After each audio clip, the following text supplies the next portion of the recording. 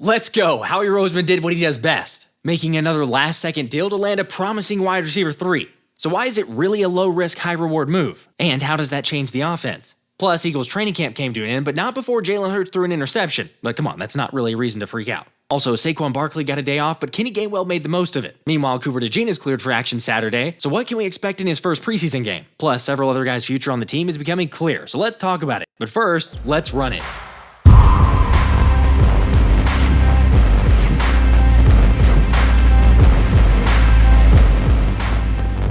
What's up, guys? A little bit late getting this one out, but had some technical difficulties, so kind of delayed. But shout out to everyone on the last live stream, and also congrats to Tyrese Barnett for winning the Nick Foles game ticket giveaway. And not gonna lie, but that game as the, real Eagles home opener to retire Mr. BDN himself is gonna be lit. So definitely enjoy that one, bro. Also, as everyone knows, that's not gonna be the last giveaway, so make sure to hit that subscribe button so you can get on the next one. Oh yeah, for those wondering about the jersey giveaway, my apologies, but I wasn't able to get to the live stream given the news breaking, so we'll do that on Tuesday's live stream when I get back. And trust me, it'll be worth it. However, while there are countless giveaways still to come, Brandon Graham's training camps are over, which is honestly a really sad thought. Sorry that I even went there. But I mean, that's been 15 years worth of training camps, with Wednesday marking the final training camp practice for BG. Meaning now the only thing left to do is send BG out on the right note and win it all. And probably not surprising, but we all know what that starts with. Shoot.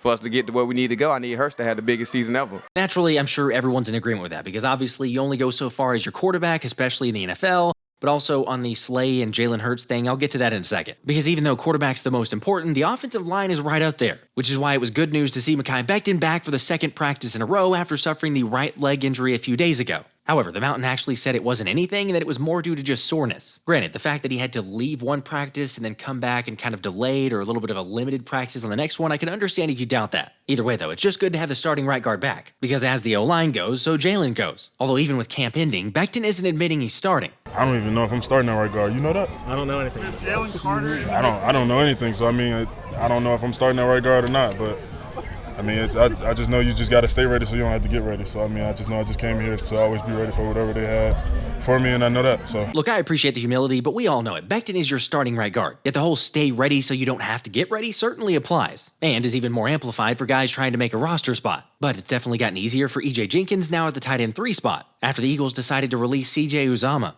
Which, not gonna lie, I wouldn't have expected that whenever they first signed him. However, after reports of the 31-year-old looking slower than normal, as well as suffering a few drops, and maybe most importantly being a liability when it comes to blocking, Philly decided to part ways. Meaning the opportunity has opened up for Mr. Tight End 3, former wide receiver EJ Jenkins, who the entire coaching staff is really high on, understandably so, for his pass-catching ability. Yet it's his extra focus and improvement blocking that EJ's talked about recently that ultimately has him as a clear frontrunner for the role. By the way, for those asking about Alberto, the situation's kind of strange because he's still got the abdomen injury and it's curious what's Howie actually going to do there. Ultimately, I feel like it's either going to be sneak him onto the IR somehow or maybe he just gets cut. Again, you really just need to be able to prove yourself, but unfortunately Alberto hasn't been able to do that. Anyway, how did y'all take the news about Uzomah, and what are your thoughts on the tight end 3 situation? I know, the hope is whoever the tight end 3 is not going to have to play that much, and in fact, that's really for all the backups, but as we all know, this is the NFL, and backups are invaluable. Plus, if the injury report is any indication from training camp, then we're going to have to rely on the backups. With the latest one featuring Dallas Goedert and his oblique injury, Matt Hennessy with a back, Jalyx Hunt with another oblique, Trevor Keegan with a hip, Alberto as the abdomen, John Ross a concussion, Tyler Steen ankle, Caden Stearns knee, and Johnny Wilson still in concussion protocol. And sure, I mean, we obviously hope that they all heal up quickly. But no surprise seeing the Eagles brought back O-lineman Jason Poe for the spot opened up by releasing Uzomah. Also, along the lines of injuries, Saquon Barkley had a minor scare a few days ago due to some lower back tightness, and then showed up to Wednesday's practice trying to work out the tightness with a trainer beforehand. It's all leaving. Get off of me. Hey, just easing the tension, baby.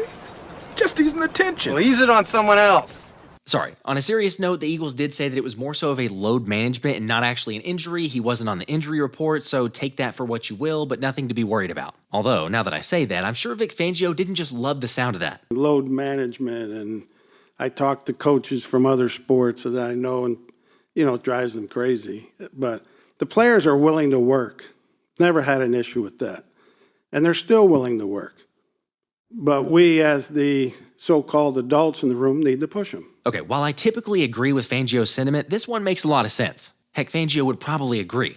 After all, here you've got Saquon Barkley, who literally has nothing to prove. So call it an injury or call it a day off, I don't care. Just get this dude to Brazil at 100%. Also, I know this is just camp, but how are you guys feeling about load management for Saquon this season? I mean, who knows if they actually end up doing that, but I've wrestled with how early to take him in fantasy. And personally, I kind of think he'll end up with somewhere around 1,300 yards and about 8 to 10 touchdowns. Although, when you put it this way, if DeAndre Swift, no offense to him, ended up with 1,000 rushing yards and 5 touchdowns, Saquon should be able to easily top that, even without overworking him. Having said that, I realize I'm probably preaching to the choir here. I'm just kind of going back and forth on whether or not Saquon is offensive MVP type of numbers or just a solid Pro Bowler. I mean, no doubt he's got the talent. It just comes down to whether or not Philly decides to give him enough touches. And maybe a better question, how does the addition of Jahan Dotson change the outlook? After we got the insane news that the Eagles traded the Commanders for the former first-round pick. Just in case you're not up on the details, the deal is Dotson and a 5th-round pick from the Commanders for a 3rd next year and 2 7ths from Philly. FYI, for those wondering, the 3rd is apparently the better of whatever the 2 that we have next season. So again, remember, we have the one from Miami, which we traded from the draft. Meaning, obviously, nothing to do with Hassan Reddick's, which was the 2026 3rd-round conditional pick there. But come on, how ridiculous is it that Howie pulled this off? Leading to various reactions around the league, like Saquon Barkley hyped to add another Penn State guy. And for real, like who doesn't love that? As Jahan Dotson retweeted after hearing the news, whose Madden Ultimate team is this? Since Philly will now add the 5'11 wideout to the best offense in the league. Sure, I'm probably not unbiased saying that, but still, there's a lot of an argument to be made there. Plus, think about this. Dotson adds that versatility you wanted for the wide receiver 3 in this offense, playing 45% in the slot and 55% outside last season. And the 24-year-old has registered 5 touchdowns while lined up in the slot and also 4 scores of 20-plus yards in 2 seasons. But sure, it's not like Dotson was setting the world on fire with 49 catches for 518 yards and 4 touchdowns last season, yet he didn't have any trouble torching Philly, let's just remember that. Granted, and that was also with not the best offensive minds or quarterback play. Of course, I hear you that the idea of a deep threat hasn't always worked out, except this dude obviously isn't Quez, and can do a lot more if he's asked to. Let me just throw on one more thing too, that he has a cap hit of just $4 million in 2024 and 2025. Having said that, I get it, there's always still some unknowns and skepticism in just about every single trade. But to the notion of not being in favor of Howie Roseman giving away a 3rd for him, come on, we've all seen how he worked the draft. So even if this thing went sideways, he'd definitely figure out a way to recoup any potential losses. Anyway, you can obviously tell how I think about it. It's a win-win, a low-risk, high-reward move, but having heard all this, seeing the big news, how are you guys feeling about the new acquisition? Also, for those that want to point to Dotson apparently struggling in camp or at the very least not having a good one, then look no further than Cam Curl's tweet previously stating ain't no way the Commanders let Dotson go. So yeah, translation, it was a good move by Howie Roseman. Did that go the way you thought it was going to go? Nope. By the way, also shout out to my guy Alex, who said previously when I predicted a wide receiver trade was coming that he'd bet his house a trade wasn't coming. So just let me know where to pick up the keys, bro. Hey, guys. No, you're done. Okay, obviously I'm just having a little fun. We all have freezing cold takes. I've been wrong plenty of times, but maybe just don't bet the house next time. Because since 2016, the Birds GM has made 17 trades, well, now 18 trades after training camp started.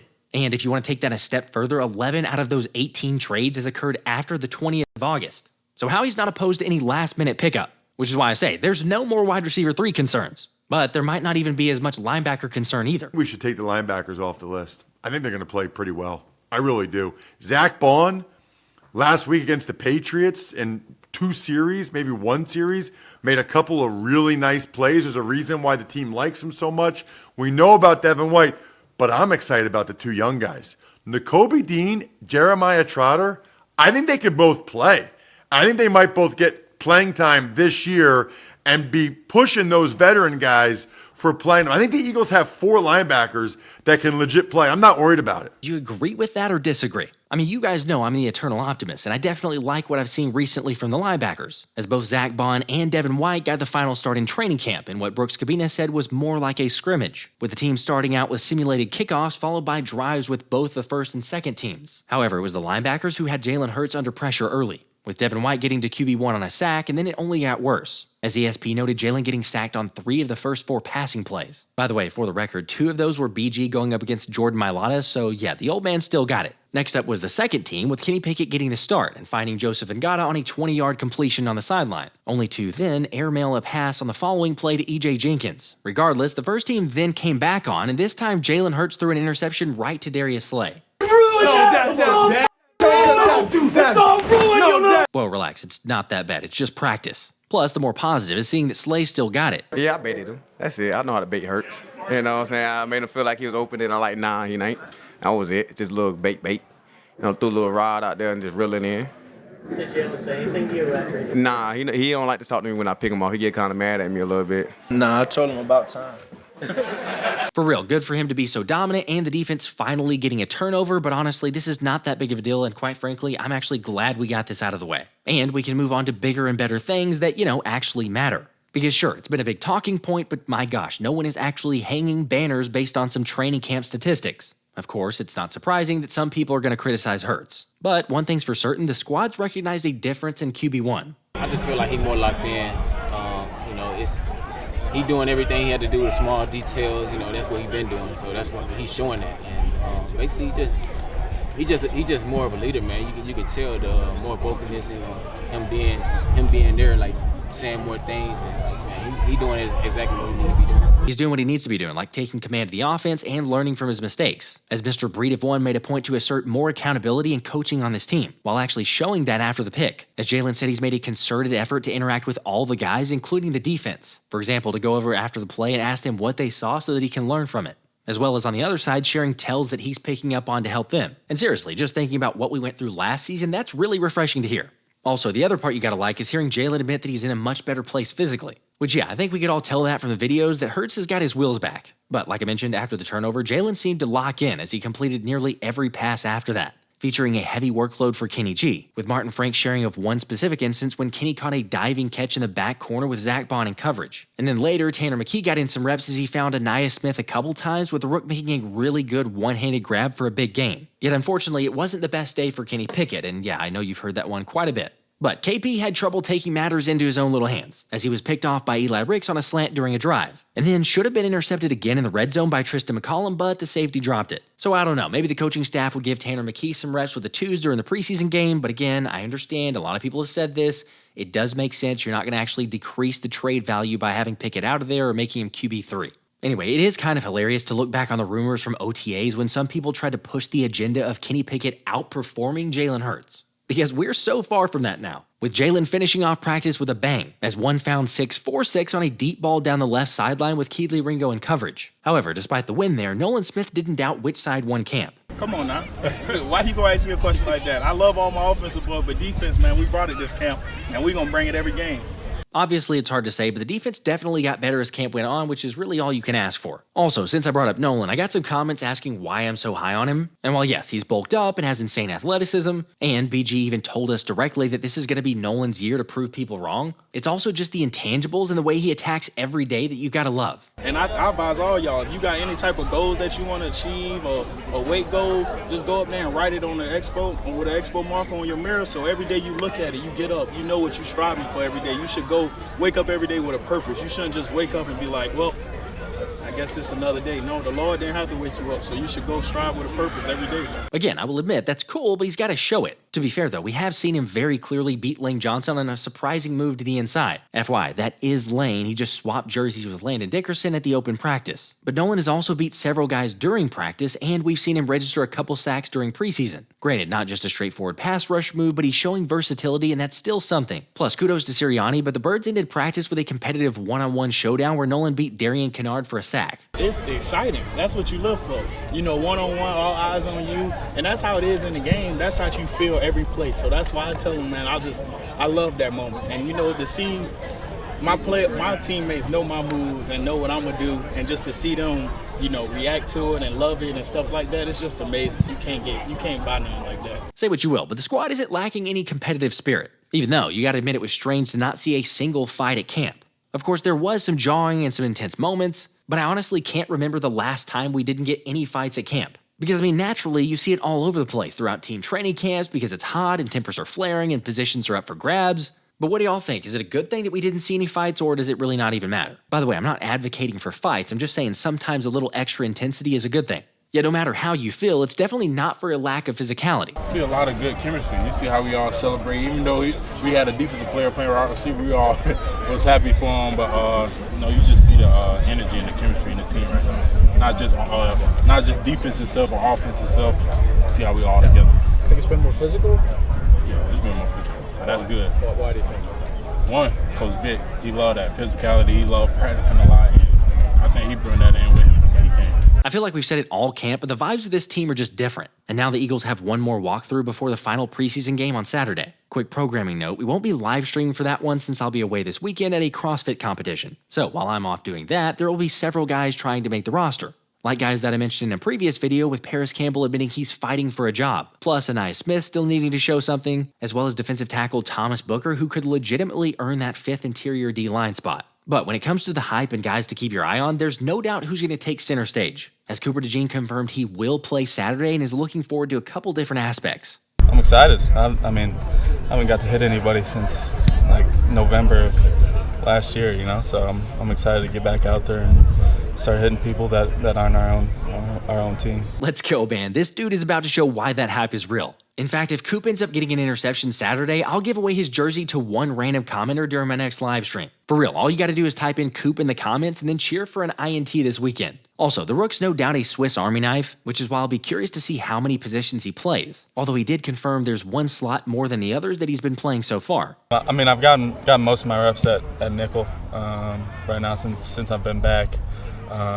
You know, but I'm like I said, I'm trying to learn all 3 positions. That way, you know, someone goes down or something happens where I might need to fill in that spot. You know, I want to be a guy that, you know, that can get in there and be plugged in wherever. Not gonna lie, but I'm definitely looking to see how he plays in the nickel, because I think the quicker, the more that he can adjust to it early on is gonna send Q to the outside kind of on a permanent long-term role. Remember, Fangio and Christian Parker were throwing the kitchen sink at Coop back at OTAs, so they clearly had a plan to use him early on. But on the flip side of that, Sidney Brown is not so much, with the former 3rd-round pick still being on the PUP list, meaning he's missed the entirety of training camp. So for those curious what happens next, the Eagles still technically have time to activate him before week 1. However, seeing that he hasn't put the pads on, it's looking likely that he'll start the season out on the PUP list, meaning the earliest he could return would be week 6 after the bye. Not the best news, I know, but that's probably why James Bradbury now, according to rumors and some speculation, maybe even some reports, is likely to make the roster. Which, yeah, I'm not gonna lie, I didn't actually expect that to happen. I really thought that JB would be off this roster, yet it's starting to seem like he's going to hang around.